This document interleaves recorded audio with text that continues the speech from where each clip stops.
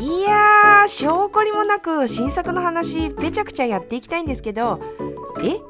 ウォッチズ&ワンダースもうとっくに終わってんじゃん、今更かい。いやー、そんな声も聞こえてきそうなんですがいやー、そんなこと言ってらんねえっていう事情があるんですよ。実はその事情っていうのが、なんと今年のウォッチズ&ワンダースめちゃくちゃ豊作だった。いやー、よかったよ、ウォッチズ&ワンダース。そんな感じなので語らずにはいられないよというわけで、ウォッチズ&ワンダースの新作なんですが、まあいろいろなモデルが出ましたけど、今回はその中でも私がガチで欲しいと思った時計5選ってことでやっていきたいと思います。ではでは、私がウォッチズ&ワンダースでガチで欲しいと思った新作1本目はジャガールクルトのレベルソトリビュートジオグラフィークです。これはほぼ毎年みたいになってますけど JLC1 本入っちゃうんすよね。それで今年のジャガールクルトレベルソの新作がいろいろ出てきたんですが、その中でもこのジオグラフィークが良かった。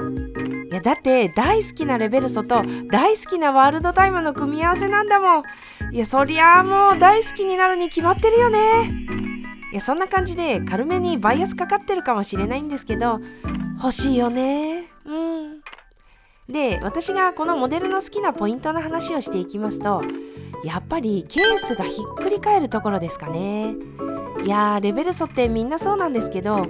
特にこういう複雑機構のモデルってより良さが引き立ってるなって思っちゃうんです。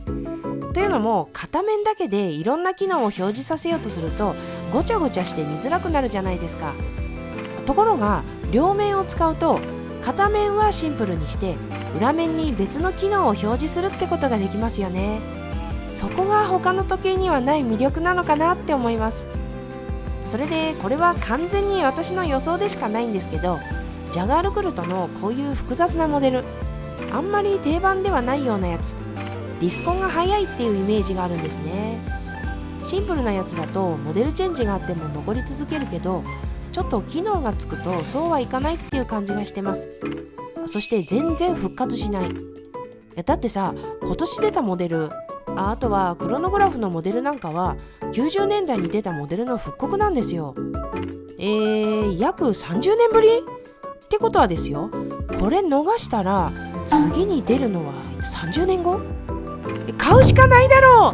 うというわけなんです。まあでもあんまり煽ってもしょうがないので、一旦冷静になるためにあえて気になるところを一つだけ。四角いレベルソにワールドタイム機構を積んじゃうってすごいと思うんですけど、四角いケースに丸いワールドタイムの表示、この余白が多いところがちょっと気にはなりますね。これもうちょっと工夫してほしかったかなとは思います。どうすればいいかわからないんですけどそんな感じです。では次行ってみましょうか。私がウォッチズ&ワンダースでガチで欲しいと思った新作2本目はグランドセイコーの SLGB003 ですね。今年のグランドセイコーはこれが良かったですね。何が良かったのかというと、ムーブメントスプリングドライブ UFA、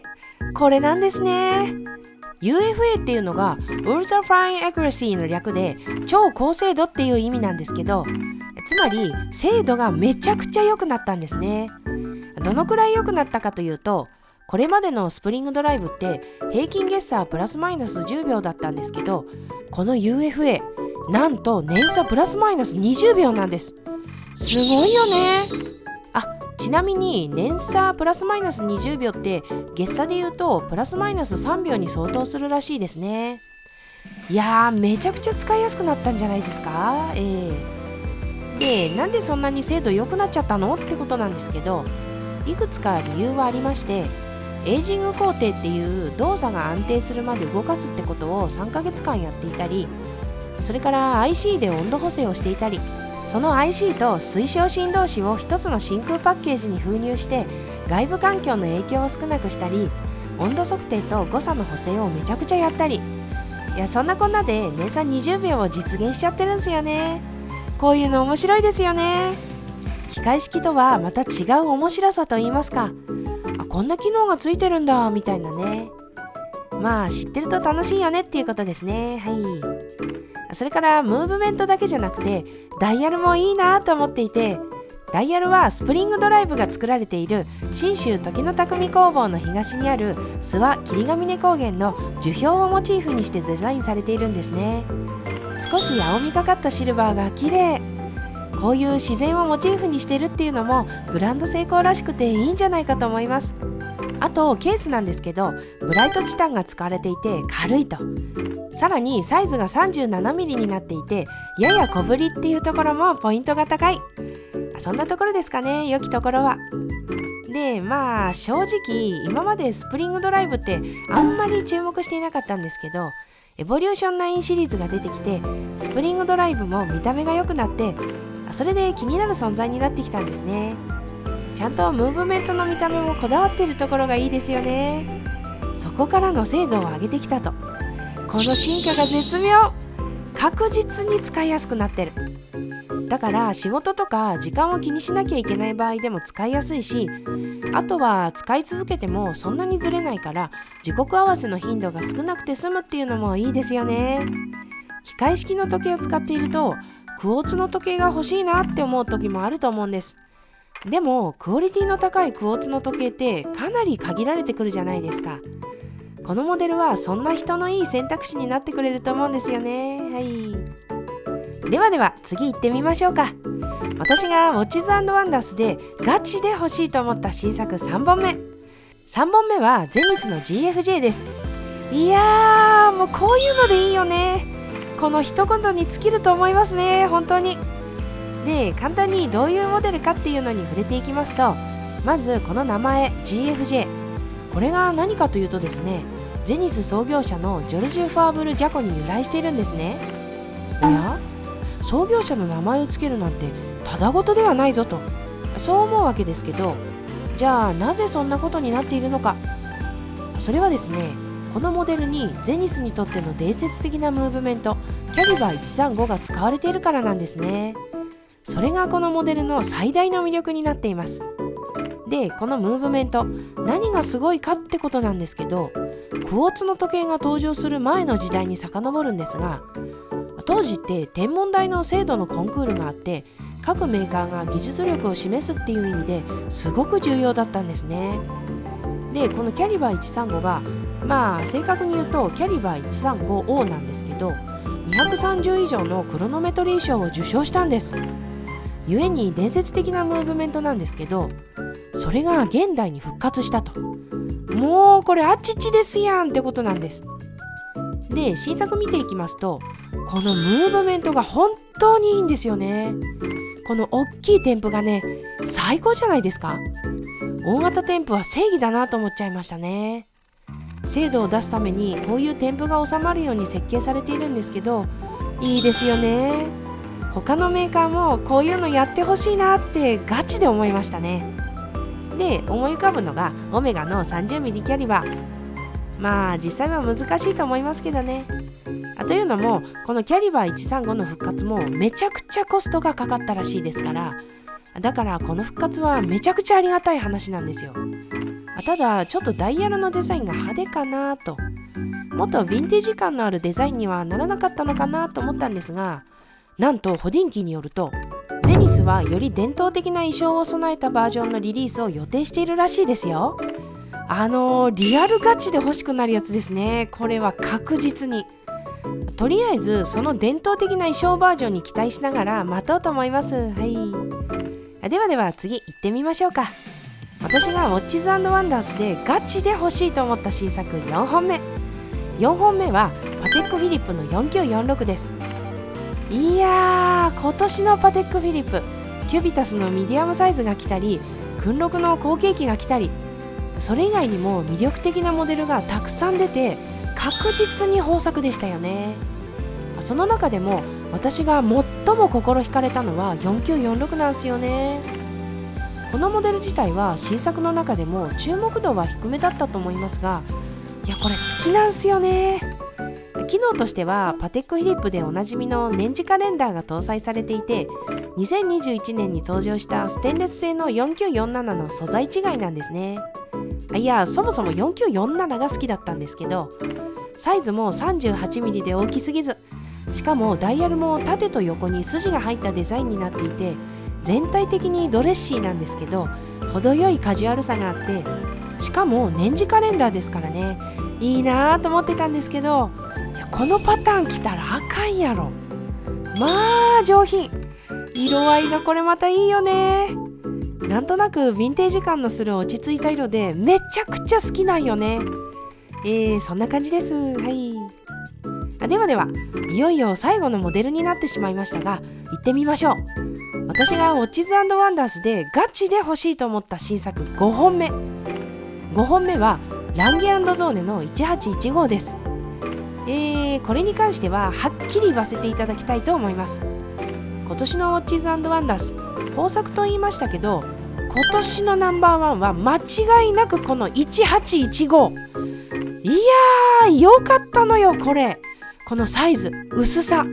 ケース系が 34mm で厚さが 6.4mm、 小さくて薄いんすよね。このサイズ感、メンズの主流のサイズより一回り小さいですよね。控えめに言って最高ですね。現行のドレスウォッチの最高峰と言っていいんじゃないでしょうか。はい。しかもただ小さいのを出してきただけではないんですよね。パワーリザーブが72時間に伸びてるわけ。今までの1815が55時間だったからめっちゃ伸びてる。しかもムーブメントが小さくなってるのにパワーリザーブが長くなってるの。もうこれがすごい。もうね、控えめに言って最高ですね。はい。ただちょっと気になるというか悩ましいところもあって、定価385万円、雲上ブランドのエントリーモデルとしたらまあこんなもんかもしれないですけど、一番最初に紹介したレベルソが330万円なんですよね。レベルソの方が安いやっけっていうのがまず一つ。それからショパールの LUC1860、 これも小径の三振で価格も389万円でほぼほぼ同じ。どっちも傑作ですからね。これも迷いますよね。そんでもってもう一つ、ランゲの時計を買うとするとどうしても欲しくなるのがアイコンのランゲ1。価格とか機能は違いますけど、同じランゲっていう枠で考えるとランゲ1もいいよねってなってしまって悩ましいですね。てな感じで、まあ競合がね、しかも強力なのが意外といろいろいるんじゃないのって思いましたね。はい。ということで、私がウォッチズ&ワンダースでガチで欲しいと思った新作時計5選でした。今年の新作に関しては最初にも言った通り豊作だったなって思うんですけど、ロレックスのランドドゥエラーとかパテックフィリップの6196とか注目のモデルがいくつもあって楽しかったですね。で、まあ最後にウォッチズ&ワンダースの総括じゃないですけど、感想をいくつか話して終わりにしたいと思います。まず今回選んだ5本なんですけど、全て高価格帯のモデルなんですよね。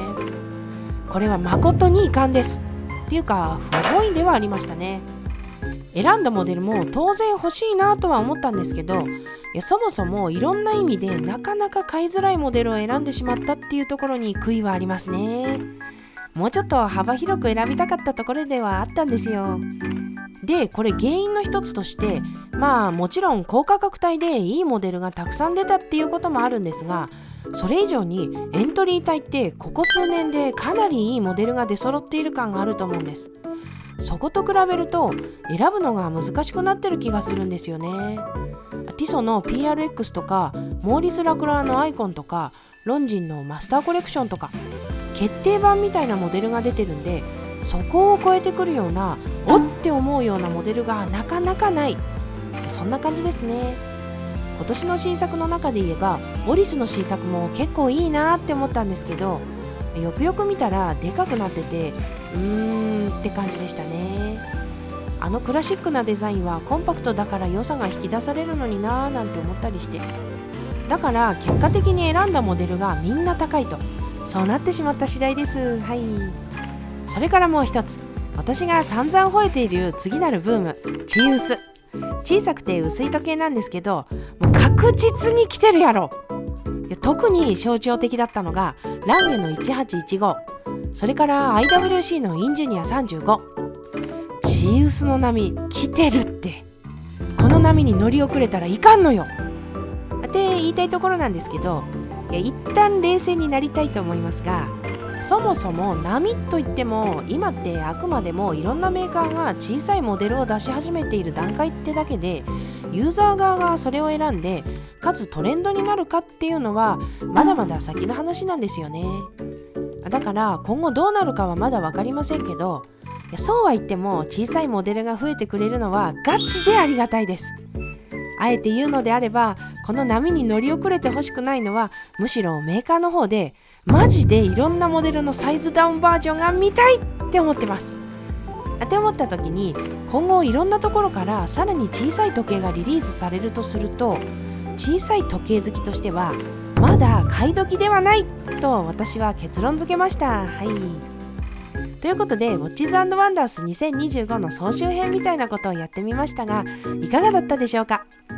変な話、新作を眺めていて思ったのが、来年以降の新作がますます楽しみになったってことですね。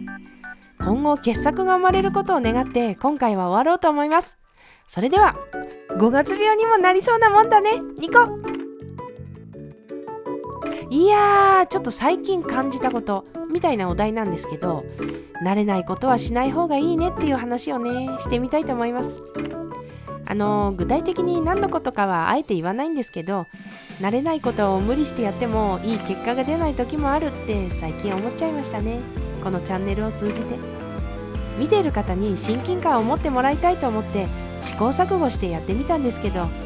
自分でやってて違和感があると言いますか、うまくいかなかったですね。正直どっちがいいのかよく分かんなかったですけど、